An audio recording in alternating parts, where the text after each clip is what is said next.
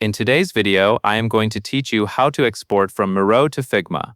Start by opening Miro and going to your new board. Make sure you are on the board that contains the content you want to bring into Figma.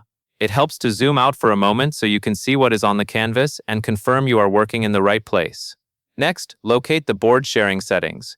You will see an option labeled Anyone with the link. Click that to open the link access controls. This area is important because it determines what level of access people have when they open the board link, and it can affect whether other tools can read the board properly. After you click Anyone with the link, look for the permission level and click where it says Viewer. This is where you choose what someone can do with the board when they open it. For this workflow, you will set the permission as Viewer.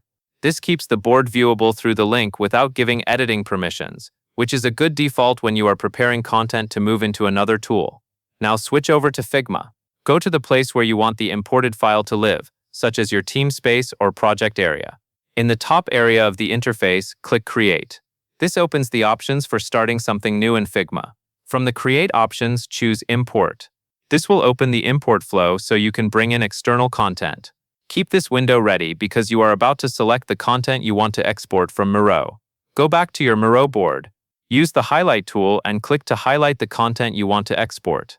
Continue clicking to highlight all the items or sections you need. The key here is to be deliberate as you select, so you only include what you want to appear in Figma. If your board has a lot of elements, take a moment to pan around and make sure you have highlighted everything you need before moving on.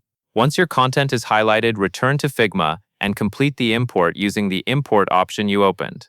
Give it a moment to process, especially if the board content is large, and that covers everything you need to know.